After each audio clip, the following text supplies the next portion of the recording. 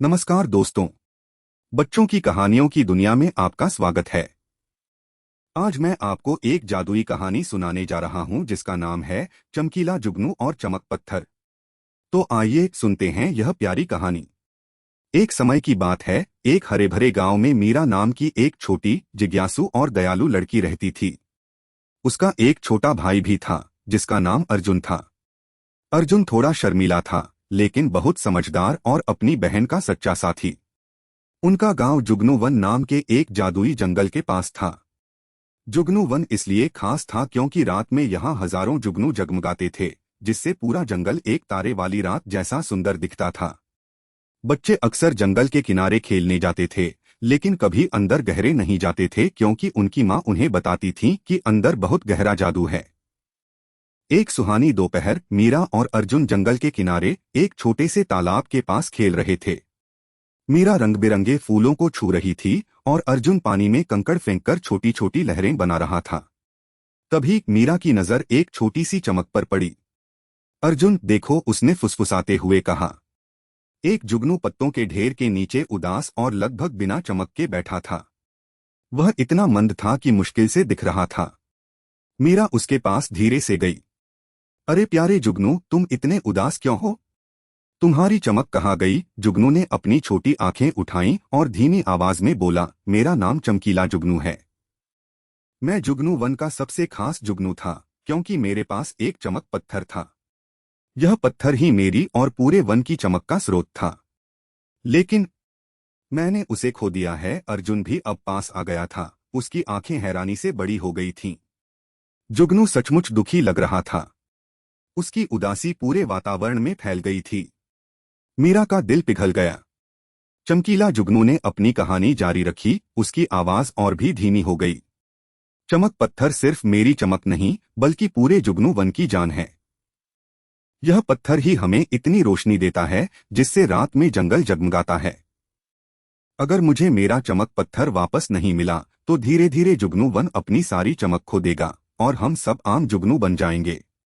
जंगल का जादू खत्म हो जाएगा। मीरा और अर्जुन एक दूसरे को देखने लगे। जंगल के जादू का खत्म होना, यह तो बहुत बुरी बात थी। मीरा ने पूछा, लेकिन तुमने उसे कब और कहाँ खोया? चमकीला जुगनू ने उदासी से अपनी छोटी मूंछें हिलाईं। कल रात मैं बूढ़ी बरगद के पेड़ के पास उड़ रहा था, जब अचानक एक तेज हवा का झोंका आया। मैं अपना संतुलन खो बैठा और चमक पत्थर मेरे पंखों से निकलकर कहीं गिर गया। मैंने पूरी रात उसे ढूंढा, लेकिन मुझे वह नहीं मिला। मैं अब बहुत कमजोर महसूस कर रहा हूँ। अर्जुन, जो आमतौर पर शांत रहता था, बोला, मीरा दीदी, हमें उसकी मदद करनी चाहिए। हम चमक पत्थर को ढूंढेंगे। मीरा ने मुस्कुराते हुए हामी भरी। हाँ, हम जरूर मदद करेंगे। चमकीला जुगनू। मीरा, अर्जुन और चमकीला जुगनू ने अपनी यात्रा शुरू की। चमकीला जुगनू अपनी बची खुची शक्ति का उपयोग करते हुए उनके आगे आगे धीरे धीरे उड़ रहा था, उन्हें रास्ता दिखा रहा था। जंगल के अंदर का रास्ता थोड़ा घुमावदार था। लंबी लंबी घास उनके घुटनों तक आ रही थी और पेड़ों की शाखाएं आपस में गुंथी हुई थीं, जिससे सूरज की किरणें मुश्किल से नीचे पहुंच पा रही थीं। यह तो थोड़ा डरावना है, अर्जुन ने फुसफुसाते हुए कहा और मीरा का हाथ कसकर पकड़ लिया। मीरा ने हिम्मत दी, डरने की कोई बात नहीं है अर्जुन। चमकीला जुगनू हमारे साथ है और हम किसी की मदद कर रहे हैं। देखो कैसे पेड़ों पर रंग बिरंगे फूल खिले हैं और पक्षी कितने प्यारे गीत गा रहे हैं। चमकीला जुगनू ने भी अपनी धीमी चमक थोड़ी और बढ़ाई, जिससे रास्ता थोड़ा और साफ दिखने लगा। वे चलते रहे, पत्तों की सरसराहट और दूर से आती झरनों की आवाज सुन रहे थे। थोड़ी देर बाद उन्हें दूर से एक विशाल पुराना बरगद का पेड़ दिखाई दिया, जिसकी जड़ें जमीन पर दूर दूर तक फैली हुई थीं। वही है बूढ़ी बरगद, चमकीला जुगनू ने कहा। उसकी आवाज में थोड़ी उम्मीद थी। जैसे ही वे बूढ़ी बरगद के पास पहुंचे, उन्हें पेड़ की एक ऊंची शाखा पर एक काला, चमकदार कौआ बैठा दिखाई दिया। कौए की आंखें तेज थीं और वह कुछ अजीब तरीके से व्यवहार कर रहा था।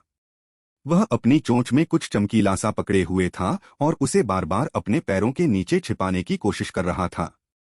चमकीला जुगनू ने उसे देखते ही पहचान लिया। वह कालू कौआ है। वह बहुत चालाक और लालची है। मुझे लगता है उसी के पास मेरा चमक पत्थर है। कालू कौआ ने उन्हें देखा और अपनी गर्दन टेढ़ी कर ली। काम व काम, क्या देख रहे हो छोटे बच्चों? यह मेरी चमकती चीज है, मीरा ने शांति से पूछा। कालू कौआ, क्या तुम्हारी चोंच में जो चमक रही है वह चमकीला जुगनू का चमक पत्थर है? कालू ने अपनी चोंच कस ली। हो सकता है और हो सकता है नहीं भी, लेकिन अगर यह है भी तो यह अब मेरा है। मुझे चमकती चीजें बहुत पसंद हैं। अर्जुन ने हिम्मत करके कहा। यह गलत है कालू, तुम्हें इसे वापस करना होगा। कालू हंसा। वापस? बिना कुछ मिले? नहीं, मैं इसे तभी वापस करूंगा जब तुम मुझे इसके बदले में कुछ दोगे। कुछ ऐसा जो बहुत चमकीला हो। मीरा और अर्जुन सोच में पड़ गए। उनके पास तो कुछ चमकीला नहीं था। कालू कौआ ने अपनी मांग दोहराई। मुझे रंग बिरंगे और चमकते हुए मनके चाहिए।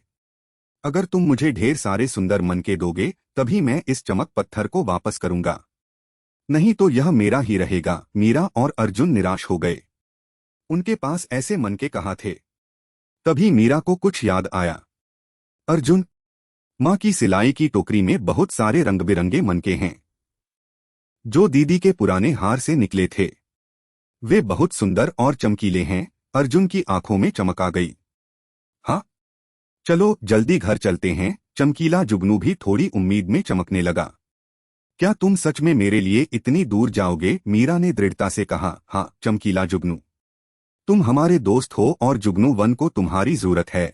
वे तुरंत वापस गांव की ओर दौड़ पड़े। रास्ते में उन्हें थोड़ी थकान महसूस हुई, लेकिन चमकीला जुगनू को रोशनी में देखने की उम्मीद ने उन्हें ऊर्जा दी। उन्हें पता था कि वे एक महत्वपूर्ण काम कर रहे हैं। सूरज ढलने लगा था और उन्हें अंधेरा होने से पहले वापस लौटना था। मीरा और अर्जुन तेजी से दौड़ते हुए अपने घर पहुंचे। उनकी मां आंगन में बैठी थीं। अरे तुम इतनी जल्दी वापस कैसे आ गए और इतने हाफ क्यों रहे हो? मां ने पूछा। मीरा ने संक्षेप में चमकीला जुगनू और कालू कौआ की कहानी सुनाई। मां, जो हमेशा बच्चों की बातों पर विश्वास करती थीं, समझ गईं। ठीक है, जाओ। सिलाई की टोकरी में तुम्हें वे मनके मिल जाएंगे। मीरा ने तुरंत टोकरी खोली और उसमें से कुछ सबसे चमकीले और रंग बिरंगे मनके निकाले। वे मनके इतने सुंदर थे कि कालू कौआ उन्हें देखकर जरूर खुश होगा। अब हमें कालू को कैसे मनाना है? अर्जुन ने पूछा। वह बहुत चालाक है दीदी। मीरा ने मनकों को अपनी मुट्ठी में बंद किया और सोचने लगी। हमें भी चालाक बनना होगा अर्जुन। हम उसे सीधा मनके नहीं देंगे। हमें एक योजना बनानी होगी। चमकीला जुगनू उनके कंधे पर बैठा था। उसकी चमक थोड़ी बढ़ गई थी, मानो वह भी इस योजना का हिस्सा बनने के लिए उत्सुक हो। उन्होंने मिलकर एक छोटी सी चतुर योजना बनाई। उन्हें पता था कि कालू लालची है, लेकिन शायद वह थोड़ा घमंडी भी हो। सूर्यास्त के ठीक पहले मीरा और अर्जुन चमकीला जुगनू के साथ वापस बूढ़ी बरगद के पास पहुंचे। कालू कौआ अभी भी उसी शाखा पर बैठा था, चमक पत्थर को अपनी चोंच में कसकर पकड़े हुए। काम व काम, आ गए छोटे बच्चे? मनके लाए? उसने अपनी तेज आंखों से पूछा। मीरा ने अपनी मुट्ठी खोली और मनके दिखाए। वे सचमुच बहुत सुंदर लग रहे थे, सूरज की हल्की रोशनी में चमकते हुए। कालू की आंखें लालच से चमक उठीं। वाह, ये तो बहुत अच्छे हैं। अब मुझे दे दो और अपनी चमकती चीज ले लो। मीरा ने अपने मन के पीछे कर लिए। नहीं कालू, ऐसे नहीं। यह चमक पत्थर बहुत खास है। हमें यकीन नहीं कि तुम इसे बिना किसी और शर्त के वापस कर दोगे। अर्जुन ने अपनी बनाई योजना का अगला हिस्सा कहा। हम तुम्हारे साथ एक खेल खेलेंगे कालू, एक पहेलियों का खेल। अगर तुम हमारी पहेली का सही जवाब दोगे तो हम तुम्हें यह सारे मनके दे देंगे और चमक पत्थर तुम रख लेना। लेकिन अगर तुम जवाब नहीं दे पाए तो तुम्हें चमक पत्थर वापस करना होगा और तुम्हें मनके नहीं मिलेंगे। कालू कौआ पहले थोड़ा झिझका। उसे अपनी बुद्धि पर बहुत घमंड था। पहेलियां? हाँ हाँ, ठीक है, मुझे पहेलियां बहुत पसंद हैं। मैं जरूर जीतूंगा। उसने घमंड से अपनी छाती फुलाई। कालू कौआ तैयार हो गया। मीरा और अर्जुन ने एक दूसरे को देखा। यह उनकी योजना का सबसे महत्वपूर्ण हिस्सा था। अर्जुन, जो आमतौर पर कम बोलता था, उसने अपनी आवाज साफ की और एक पहेली पूछी। मैं न तो दिखता हूँ न ही महसूस होता हूँ, पर मैं हमेशा तुम्हारे साथ रहता हूँ, चाहे तुम धूप में जाओ या रात में सो। मैं कौन हूँ? कालू कौआ सोचने लगा।